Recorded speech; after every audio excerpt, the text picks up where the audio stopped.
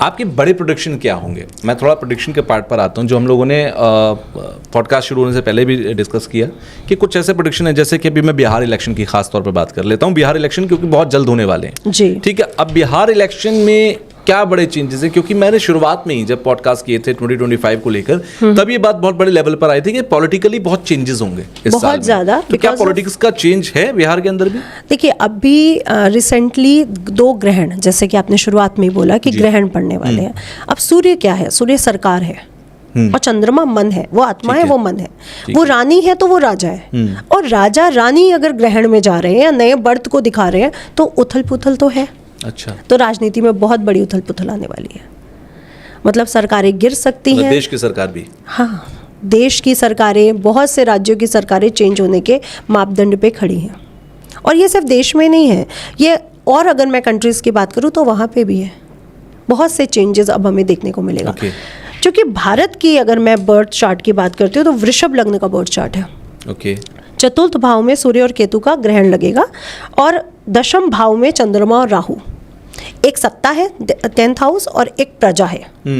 दोनों में ही ग्रहण लगने जा रहा है।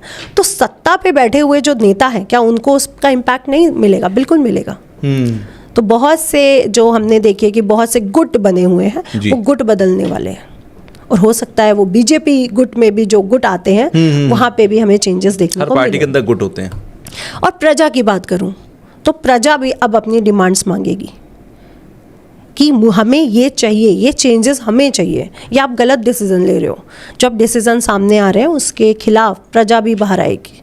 और बहुत सी चीज़ें, जैसे बहुत से कांड जो मैं देख पा रही हूँ कि मैं कह रही हूँ, जैसे अगर कोई रेप कांड आता है तो उसके खिलाफ भी प्रजा बाहर आएगी।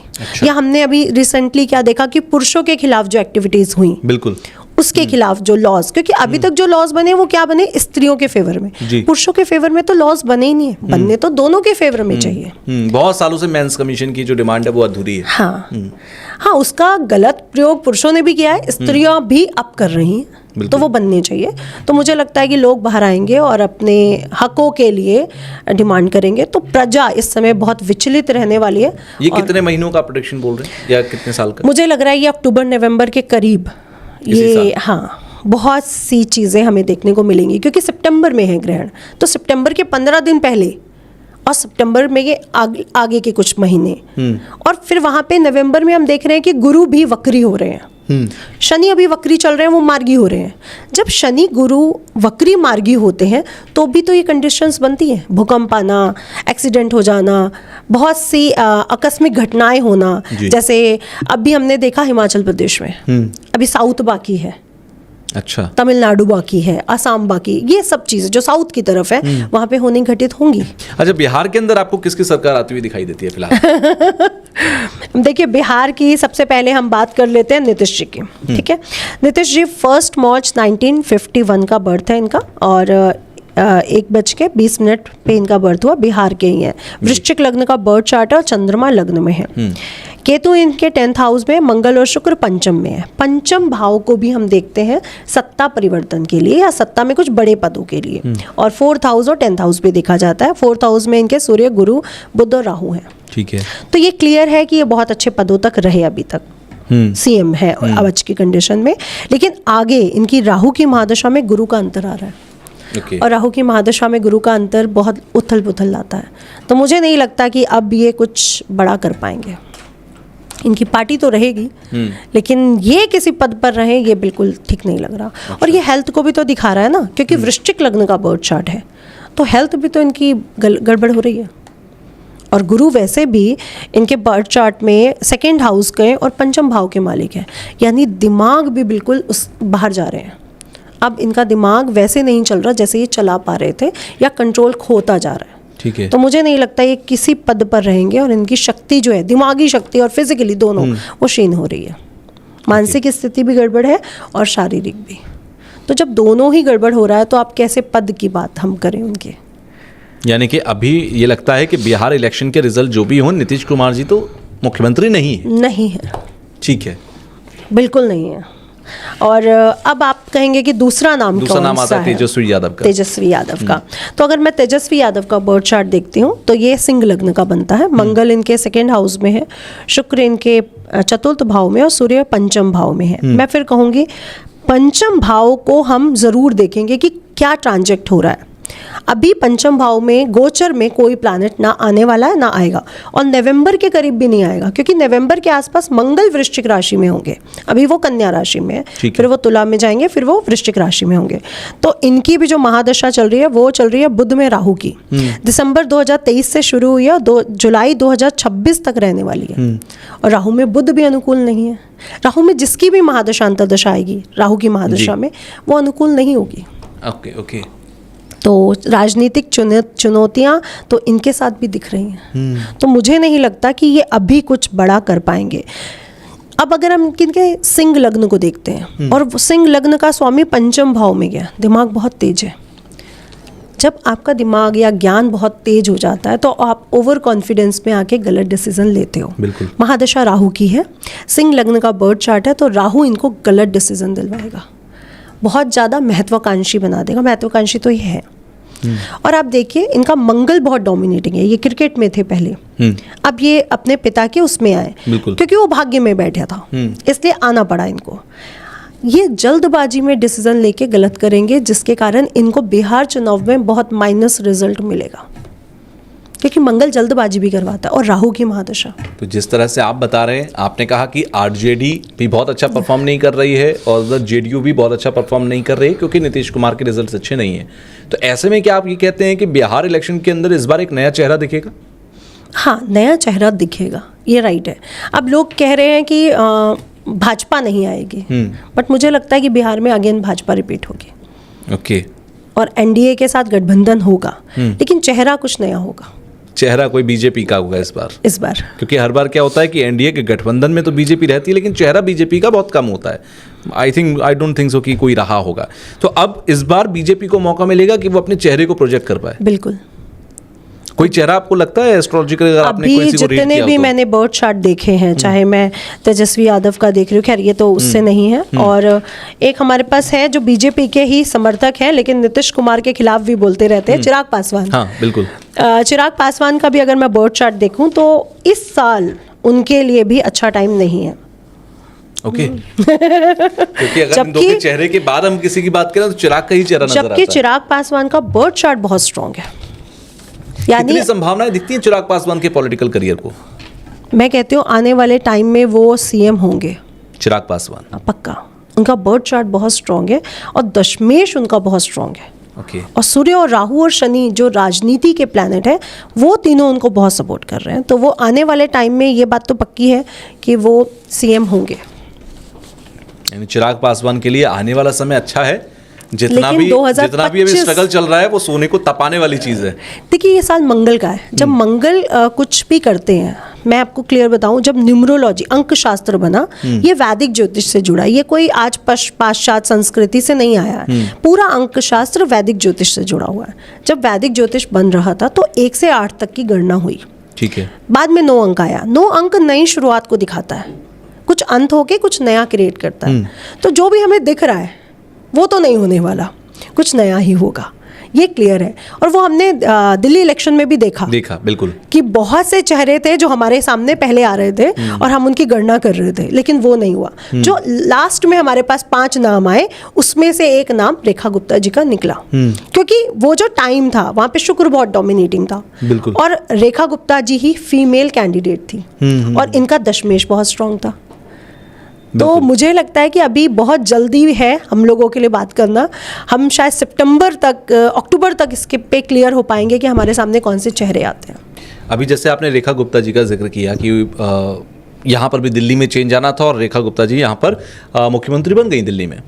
अभी हाल फिलहाल में उनके ऊपर एक हमले की खबर सामने आई कि उनके ऊपर एक जो शख्स गया था उसने हमला कर दिया। क्या कुछ मुश्किलात हैं उनकी लाइफ में अभी ऐसी कि उनके ऊपर कुछ खतरा हो या किसी तरीके की सरकार के ऊपर खतरा हो? देखिए वृषभ लग्न का बर्थ चार्ट है और भारत का भी वृषभ लग्न का है। उनके लग्न में गुरु है और दशम भाव में सूर्य, बुध और शनि बैठे हुए हैं, और राहु इनके शुक्र के साथ एकादश भाव में है। राजनीति के लिए सबसे पहले हम लोग 3 प्लैनेट्स को देखते हैं, सूर्य, राहु और शनि। ये तीनों ही बहुत डोमिनेटिंग है इनके बर्थ चार्ट में। शुक्र की महादशा चल रही है और राहु शुक्र के साथ बैठा हुआ है। इस समय इनके ऊपर छोटा मोटा हमला या छोटा मोटा दोष लगना है। अभी इनके ऊपर और भी दोष लगेंगे, आरोप लग सकते हैं? आरोप लगेंगे दिल्ली सरकार के से संबंधित कुछ केसेस को लेकर के। ओके। ये वाला जो टाइम है, कब तक क्योंकि नवंबर तक। अच्छा। क्योंकि नवंबर में ही 11 नवंबर से 28 नवंबर तक जो मार्गी और वक्री की कंडीशन बन रही है वो इनके लिए भी फेवरेबल नहीं है। लेकिन ये सेव हो जाएंगी, बचती हुई निकल जाएंगी, लेकिन आरोप लगेंगे। यानी कि 3-4 महीने थोड़ा सा संभल कर चलने की जरूरत होगा, उसके इनके बाद ही लिए। चीजें ठीक होंगी। राइट। अदरवाइज इनको कष्ट आएगा और फिर वो बढ़ के आएगा अगर ये अभी ना संभली तो। अच्छा। शुक्र की महादशा है। कार्यकाल पूरा हो जाएगा? कार्यकाल के लिए यही है कि बहुत सी सरकारें अभी हिलनी बाकी हैं। अच्छा। तो हिलेंगी तो दिल्ली की सरकार भी हिल सकती है, आप ये हिल कहते सकती हैं? है। हाँ जी। ठीक है, यानी कि संभल कर चले तो सब ठीक है, अन्यथा यहाँ पर मुश्किलों का सामना करना हाँ, पड़ सकता जो अभी आरोप इन पे आएंगे वो अगर निकल जाती हैं उनसे तो टाइम ठीक है, है। अदरवाइज मुश्किल होगा तो और? मुश्किल है। होगा? एक और प्रिडिक्शन, जी। क्योंकि बिहार इलेक्शन बहुत नज़दीक है, बिल्कुल। यहाँ पे बहुत बड़े चैलेंजेस आने वाले। ये इलेक्शन बहुत इजी नहीं रहने वाला सरकार के लिए। किस तरह? दंगे फसाद, अच्छा। धर्म से संबंधित, यूपी बिहार में दंगे, गुजरात में दंगे, ये सब हमें, क्योंकि 4th हाउस पूरी तरह से ग्रहण में आ रहा है। प्रजा दंगों में आएगी और दुर्घटनाएं, चाहे वो ट्रेन से संबंधित हो या प्लेन से संबंधित हो, वो होंगी। और 2026 की शुरुआत में एक प्लेन क्रैश फिर से होगा, क्योंकि राशियां सारी एक्टिवेट हुई पड़ी हैं, चाहे वो जल तत्व की हो, चाहे वो पृथ्वी तत्व की हो, और चाहे वो आपकी वायु तत्व की हो। तो भूकंप आना, सुनामी आना और प्लेन क्रैश एक बड़ा होना, वो होगा। ये अगले बहुत से बहुत 6 महीने 5-6 महीने के अंदर ये सब चीज़ें हमें दिखेंगी। और धर्म से संबंधित और जाति से संबंधित दंगे तो होंगे ही होंगे। और जो अभी एनडीए सरकार है हमारी, तो एक नीतीश जी और एक चंद्रबाबू नायडू हैं, इनमें से दोनों में से एक समर्थन वापस लेने वाले हैं। अब वो कौन लेंगे ये देखना बाकी है। मतलब एनडीए का भी जो पड़ला है वो डगमगाने वाला है बिहार के अंदर खास तौर पर। बिहार के क्योंकि अंदर भी ये अक्सर जेडीयू तो देखे जाती रही है कि एनडीए में आती है फिर चली जाती है, बीच बीच में उनका आना जाना लगा रहता है। राइट। तो ये इस बार चंद्रबाबू नायडू भी थोड़ा सा डगमगा सकते हैं, तो एनडीए कमजोर हो सकती है कुल मिलाकर बिहार में। क्योंकि 4th हाउस सिर्फ जनता नहीं है, हमारी कुर्सी भी है जी। तो कुर्सी डगमगाने वाली है। तो अगर कुर्सी डगमगाने वाली है तो जो हमारे समर्थक हैं वो हमसे दूर हटने वाले हैं, तभी हमारी कुर्सी डगमगा सकती है। यानी कि कुल मिलाकर समय मुश्किल है, मुश्किल भरा है, चाहे वो एनडीए के लिए हो या किसी एक आम आदमी के लिए हो। कांग्रेस के वापस उदय होने का आप देखते हैं एस्ट्रोलॉजिकली? मैं कहती हूँ अगर चेहरा चेंज कर दिया जाए कांग्रेस का तो बिल्कुल है। कौन चेहरा आपको नजर आता है? राहुल गांधी के अलावा गांधी परिवार से कोई और नजर आता है? आपको एक चीज बताऊं, जब इंदिरा गांधी जी का गौ हत्या आंदोलन उस समय हुआ, उन्होंने बहुत सारी गौएं चली गई, ऋषि मुनि साधु महात्मा बहुत गए। एक कर्ज है उनके ऊपर जहाँ पे साधुओं ने बोला कि हमारा कर्ज तो खत्म हो सकता है बट गौ हत्या नहीं हो सकती। गौ हत्या बहुत ज़्यादा हमारे पुराणों में इंपॉर्टेंस दी गई है, क्योंकि मनुष्य जन्म के पहले जो जन्म है, जो बिल्कुल सात्विक जन्म है, जहाँ पे एक बच्चे के अंदर ना कोई पाप है ना कोई वो है, वो गौ का होता है। मनुष्य बनने से पहले हम गौ बनते हैं। जो 83 लाख योनियां हैं उसमें 84 लाख माफी चाहूंगा। तो हम गाय बनने के बाद मनुष्य जन्म में आते हैं। ये प्योरिटी ऑफ बर्थ है, इससे ज़्यादा प्योर बर्थ है ही नहीं 84 लाख योनियों में। बिल्कुल। तो जब आपने गौ हत्या, आपके ऊपर एक कर्ज लगा है, और अगर आप राहुल गांधी जी की बर्थ चार्ट देखेंगे, उनके 2nd हाउस में राहु है, प्रियंका गांधी जी के 2nd हाउस में केतु है। 2nd हाउस है कुल देवी का, इष्ट का, कुल के जो कुल से संबंधित जो देवता है उनका। इसका मतलब ये है कि उनके बर्थ चार्ट में भी वो कर्ज दिख रहा है। ओके। सिर्फ इंदिरा गांधी को वो कर्ज दिया गया, वो सिर्फ उनके तक सीमित नहीं है, पीढ़ी दर पीढ़ी आगे बढ़ रहा चल रहा है। तो आप देखिए ना, स्ट्रगल है उनकी लाइफ में, चाहे मैरिट, आप उनकी पारिवारिक जीवन कहिए, चाहे उनका सामाजिक जीवन कहिए। मैं कहती हूँ चेहरा चेंज कर दो, कांग्रेस पक्का आ जाएगी। और मोदी जी कहते हैं 75 के पार, क्योंकि कानून बना हुआ है, तो 75 पार अगर मोदी जी नहीं तो फिर किसका चेहरा दिखता है आपको बीजेपी? देखिए, पहली बात तो मैं इस बात पे बहुत क्लियर ही नहीं हूँ कि मोदी जी कहीं जाएंगे, भले ही वो सामने एज अ हीरो ना रहे पर डायरेक्टर पीछे रहे। अच्छा। तो वो अभी तो रहने वाले हैं 3-4 साल, तो अभी वो 2029 तक कहीं हिलने नहीं वाले। हाँ, ये हो सकता है कि वो अपने पद, क्योंकि मैंने बोला पंचम भाव बहुत ज़्यादा ज़रूरी है, उनके पंचम भाव में शनि आ गए हैं। अच्छा। तो शनि क्या करेगा, अब उनको दूसरे पद तक पहुंचाने की कोशिश करेगा। तो हो सकता है वो रिजाइन करके दूसरे पद तक जाए, राष्ट्रपति बन जाए। हाँ, राष्ट्रपति बन जाए, लेकिन ये 2025 में नहीं होगा, ये 26 या 27 या 28 इस पीरियड में होगा। अभी 2025 में ये नहीं होने वाला, क्योंकि अभी कहा गया है ना कि अभी ये हो जाएगा। और आरएसएस को भी एक नया चेहरा मिलेगा। अच्छा, अब मोहन भार्गव जी का भी, क्योंकि वो हमारे मोदी जी से कुछ डेज बड़े हैं, उनका भी, क्योंकि 75वां साल उनका भी आ रहा है, तो आरएसएस को भी एक नया चेहरा मिलने वाला है। यानी कि बड़े चेंजेस मैं देख रहा हूँ। आपने जितने भी चेंजेस मुझे बताया, चाहे वो जियोपॉलिटिकल लेवल पर हो, अमेरिका की सरकार में हो, या फिर आप भारत की सरकार में कहें, आप मोदी जी के चेहरे पे कहें, बिहार की सरकार में कहें, दिल्ली में तो चेंज आ ही चुका है। तो ये बड़े बड़े चेंजेस हैं, और जिस बात को लगातार कहा जा रहा है कि ये this is the era of changes, transformation की, अब बदलाव का समय है। टेक्नोलॉजी की भी हमने शुरुआत में बात की थी कि टेक्नोलॉजी तेजी से बदल रही है और बदलती हुई दिखाई दे रही है। आज हम एआई के 8 प्लेटफॉर्म पे जाते हैं, पता लगा दूसरे दिन दूसरा एक उससे बड़ा प्लेटफॉर्म सामने आ जाता है, बहुत बड़ा। जो चैट जीपीटी 4 दिन पहले था, उसने अपना नया वर्जन लॉन्च कर दिया कि हम और ज़्यादा स्ट्रॉन्ग करें। ये ज़माना जो अब आ रहा है, ये बहुत ही चेंजेस का ज़माना है। Right. So let's hope for the best. I think अच्छा। अगर आपको ये क्लिप पसंद आई है तो आप इसका पूरा पॉडकास्ट जरूर देखिएगा। उसका लिंक आपको डिस्क्रिप्शन बॉक्स में मिल जाएगा, और वहां जाकर आप उस लिंक पर क्लिक करके फुल पॉडकास्ट को देखिए, एंजॉय कीजिए। कमेंट बॉक्स में मुझे जरूर बताइएगा कि आपको जो कुछ पॉडकास्ट में बताया गया वो कितना सटीक, कितना बेहतर, कितना नॉलेजेबल लगा, आपकी लाइफ में कितना वैल्यू एडिशन इसका हुआ। तो पूरा पॉडकास्ट देखकर फीडबैक देना बिल्कुल मत भूलिएगा।